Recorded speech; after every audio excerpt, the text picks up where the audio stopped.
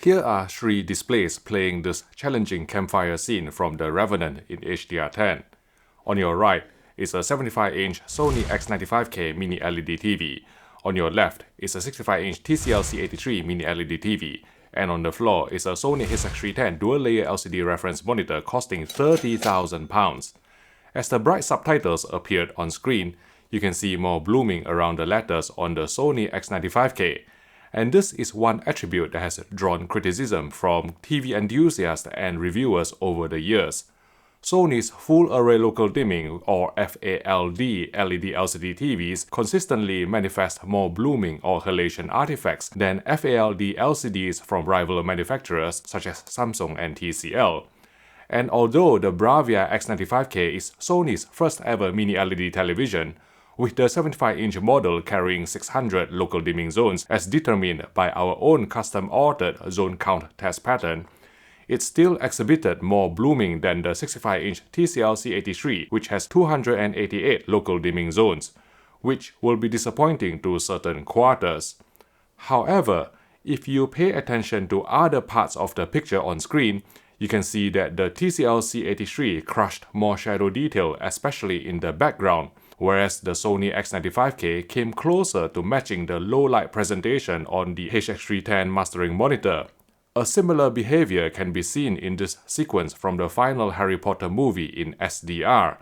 The Sony X95K was more accurate in its shadow detailing than the TCL-C83, which crushed some shadow detail compared to the reference monitor. And this is the reason why Sony FALD LED LCDs, even the 75-inch X95K with 600 local dimming zones, showed more blooming than the competition. It's because Sony's local dimming algorithm prioritizes image accuracy over blooming suppression.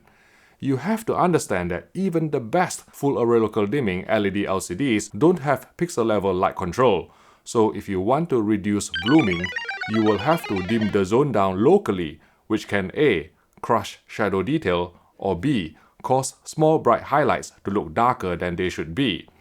Being the manufacturer of the BVM X300 and HX310 mastering monitors, which are the gold standard in Hollywood grading suites, Sony naturally understands the importance of picture accuracy. But the company's local dimming philosophy hasn't gone down well with some TV reviewers who haven't seen a mastering monitor, let alone have one to be used as a reference in a side-by-side comparison. Another thing worth mentioning is that LCD local dimming is in itself dynamic by nature.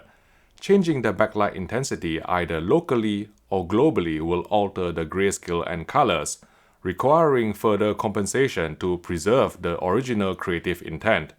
And what impressed me so much about the Sony X95K Mini LED TV was how accurate it got to the £30,000 BVM HX310 mastering monitor, both in luminance and colors, across a variety of scenes with different APL or average picture level.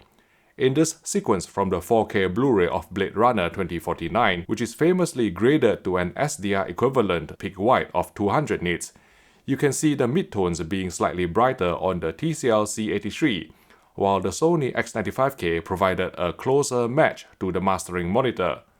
Switching to this high APL scene from Miss Peregrine's Home for Peculiar Children, again, the Sony X95K closely matched the HX310 mastering monitor in terms of brightness and colors, whereas the TCL-C83 appeared dimmer with the color temperature turning warmer than reference. Of course, what helped in part was the Sony X95K's peak brightness of 2000 nits on a 10% window and 700 nits full fill after calibration to the D65 white point commonly used within the film and broadcast industry. Just like what we found on last year's Sony A90J Master Series OLED, the HDR peak brightness on a 10% window on the BRAVIA X95K would take more than a few seconds to ramp up to its maximum value of 2000 nits, which may explain why some reviewers are measuring a lower peak brightness. Perhaps they did not give it enough time to ramp up. A peak brightness of 2000 nits allowed the Sony X95K Mini LED television to retain more specular highlight detail in a brighter manner than even the BVM HX310 mastering monitor, which hard-clipped at 1000 nits. At the other end of the contrast ratio spectrum though, there would be occasions when the native contrast of the VA-type LCD panel with viewing angle compensation film was shown up. For example, in this outer space sequence from the 4K Blu-ray of A Beautiful Planet, blacks on the Sony X95K looked slightly brighter with more blooming than on the TCL C83, let alone when compared to the HX310 dual-layer LCD monitor, which is capable of pixel-level light control. Furthermore, one frustrating issue on the BRAVIA X95K was the deactivation of local dimming whenever the UI was on screen, leading to grayish blacks and visible backlight non-uniformity on the Google TV home screen, during the loading sequence of streaming apps, or even on a blank video input, although local dimming would function properly once the actual content starts playing. To be fair, this has been the default behavior on Sony LED LCDs for ages now, but it would be great if Sony could fix it once and for all, since the appearance of backlight non-homogeneity at any point would sour the user experience, or even mislead some owners into wrongly thinking that their television is faulty. Now, to better understand the different local dimming algorithms implemented by various TV manufacturers, I've started taking some algorithm lessons on Brilliant.org, an interactive website that helps you learn math, science, and computer science in a hands-on manner without having to spend years and a fortune in a college. I believe that by gaining a better understanding of the underlying science, I can make better, more authoritative YouTube videos when reviewing televisions to help you make informed purchase decisions. Brilliant.org has thousands of lessons with new content added monthly, even some on neural networks, which I aspire to work towards, given that more and more high-end televisions these days are using AI processing. To get started for free, visit brilliant.org/HDTV test or click the link in the YouTube description below. The first 200 to sign up from this link will get 20% off Brilliant's annual premium subscription. Thanks again for your support. Okay, even with motion flow disabled, the Sony X95K correctly performed 4:4 pull-down to present 24 frames per second movies accurately without telescenic judder. For 50 FPS or 60 FPS material, setting motion flow to custom and then bumping the smoothness value to at least 2 would increase motion resolution from the sample and hold baseline of 300 lines to 650 lines. Engaging the clearness setting would activate backlight scanning, further boosting motion resolution to 1080 lines, which is the maximum on this test pattern, representing the highest motion clarity that the X95K is capable of. The eagle-eyed among you may have noticed two phenomena. 1. There's a particular stripe of backlight that's struggling to catch up with this moving column of a certain tone, and very rarely this would also manifest in real-world viewing. And 2. There's some black smearing or trailing as the numbers travel across the lighter background, which is further confirmed by our own moving color blocks test pattern. The latter is caused by slower pixel response time typical of VA-type LCD panel, coming in at 18 milliseconds if we calculate the 10% to 90% rise time going from full black to full white. This oscillogram also showed that the Sony X95K operated with 720Hz PWM at all times, which should be high enough not to cause eye fatigue after prolonged viewing for most users. Otherwise, just like on all Sony televisions since late 2018, the combination of motion flow custom and film mode high is required to extract 24p cadence from the internal streaming apps which operate at 60 fps. For those of you who claim there is no difference between film mode high and film mode off, just play this early scene from the first episode of The Queen's Gambit using the television's internal Netflix app, and switch between the different film mode settings. Anything but film mode high will result in more judder during the slow panning shot. However, before you go about setting film mode to high on all your HDMI inputs on the television, please be aware that this setting would introduce the occasional stutter in broadcast programs containing mixed edits, so you should switch to the less aggressive low setting for anything other than the internal streaming apps.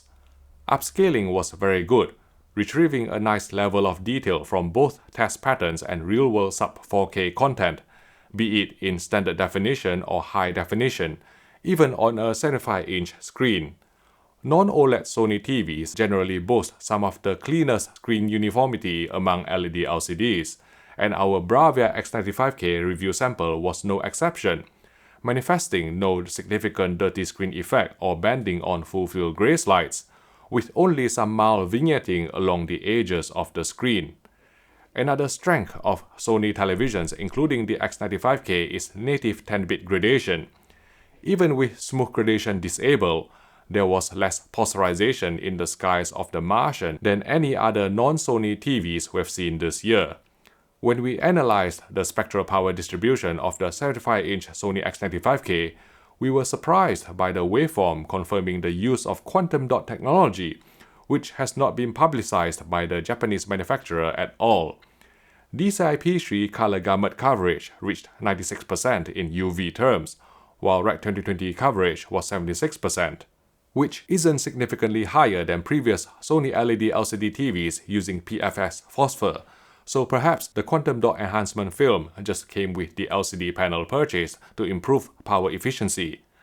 Thanks to its 2000 nits peak brightness, the Sony X95K Mini LED TV could still achieve a very high color volume to deliver the most impactful HDR we've witnessed among 2022 TVs yet when it came to high APL scenes, surpassing even the Samsung S95B QD OLED, which remains one of the brightest consumer OLED TVs at the time we filmed this video in September 2022.